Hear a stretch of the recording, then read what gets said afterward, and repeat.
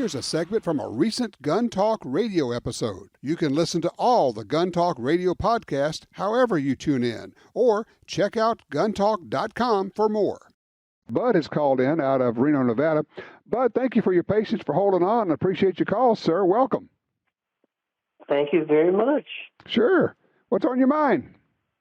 Well, I found your show by accident quite a while ago, and I didn't think it would hold my attention, but it's a great show, and you provide fantastic reviews of stuff. You've turned me on to a lot of very interesting, valuable stuff, and I had a comment after listening to the segment there. You're talking about 1911. I just wanted to make sure I understood what you said. Okay. It sounded like you said the 1911 was so accurate that you could hit a man-sized target at 100 yards. Is that correct? I did say that. What I'm talking about is primarily shooting at steel targets that are roughly that size. Yeah, 100 yards is I'm not questioning you. I'm not saying I don't believe you. It just sounds amazing to me. Well, tell me why that sounds amazing to you. Well, the answer is obviously because I'm not nearly in your league. That's why. I can't. If I could hit a man-sized target at 100 feet, I'd be really pleased with myself. Okay. I'm obviously. What are you shooting? I'm relatively new to what pistol shooting. Are you shooting? I'm sorry? What pistol are you shooting? Shooting a couple different pistols, but I'm shooting a M&P Shield EZ9. Mm-hmm. And we started off, my wife is interested in something for protection in the home. I'm frequently away, and she couldn't work the slide on a number of semi-autos. And then she found the Sig Sauer P238. Oh, yeah, sure. You can work the slide on that.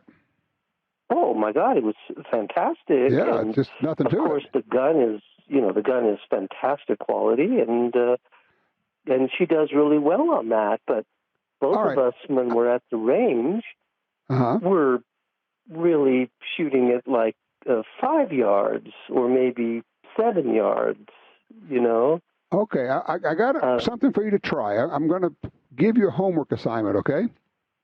Okay. At 5 yards, you should be putting all your bullets through one hole. And so what I would going to ask you to do is at 5 yards and just shooting slowly. Okay. Work on. It is not, I'm going to say this like every time I say it, it's not about the sights. It's not about the sights. It's not about the sights. It's only about the trigger. The sights will take care of themselves. You already know how to line up sights. Front sight, back sight, you line them all up. It's done. Right. Don't worry about that. And don't worry about a little bit of wobble in the sights. Just forget all that. The only thing to put in your brain while you're shooting is trigger, trigger, trigger, trigger, trigger. And here's what I do. It's my little mental crutch that I do. Because I want it to be a straight pull back and not jerking.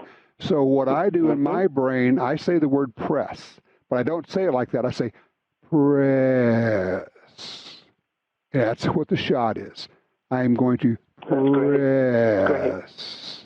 And if you do that, don't worry about the sights. They're going to be fine. And it's going to sound weird because you're going to say, well, they weren't exactly on target. Yes, they are. And just devote 2 magazines to this drill, and then you're going to go, holy cow, how can I be hitting that when it looks like the sights are moving and all you're thinking about is trigger? You're going to start shooting into one hole at 5 yards. I vote for you to be right, Tom. I can't imagine it, but nothing would please me more. I would be thrilled to pieces. at 5 yards to be able to put all shots through one hole. I mean, that'd be incredible. It's going to be a ragged hole, and you're shooting two-handed, right? Sure, yeah. Okay. Sort of a modified Weaver stance. Okay. And look, if the modified Weaver isn't comfortable and it's not for some people, you can go to isosceles, just both arms straight out. That's really the preferred stance these days, particularly of competitive shooters. Interesting. And just a hard focus on the front sight and let the target blur, which is also it's a Zen kind of a leap of faith thing of how can I hit the target if I'm not focused hard on the target? No, just focus hard on the front sight and let everything else blur out. And then when you finally slowly let your vision go back to the target, you're going to go, wow, that really works. Well, both my wife and I, we've taken a number of courses and training. Mm-hmm. I think we both feel really comfortable with the Weaver stance. Okay, well, that's good. That's fine. I would just say try shooting purely for accuracy, not speed at all. The goal is to try to put all the bullets into one hole. It ain't going to be a ragged hole. It's not going to be one hole, but it's going to be real close. And what you're going to find is if you could do that at 3 yards or 5 yards, then at 7 and 10 yards, you're shooting all your shots into what would be like a coffee cup. And at 15 yards, you're shooting them into what would be a coffee saucer. You're talking 3 to 4 inch groups at 15 yards. And now you're thinking, yeah, son of a gun, I believe I could hit a steel gong at 50 yards at least. But it's all about trigger. And I'm just telling you, the word is press. Just forget the sights, think trigger. Trigger is 95% of accuracy with a pistol. Well, let me ask you this then. Sure. I don't want to put you on the spot, and I don't want you to tell tales out of school. But for example, with the Sig Sauer P238, mm-hmm. trigger feels really good. But mm-hmm. is there an upgrade to it that would make it better? Yes, a bigger gun. The P238 is a lovely little bitty pistol, but it has a very short sight radius, and they're not easy to shoot well. They're comfortable to shoot, but it is not an easy gun to shoot well. Your wife would frankly be better off shooting the EZ, the Shield EZ, longer barrel, longer sight radius. Again, the slide's pretty easy to work. But honestly, if you want to the 238 is not a gun you're going to be shooting at 50 yards. That's a 3 to 7 yard gun. That's a belly gun, we call it.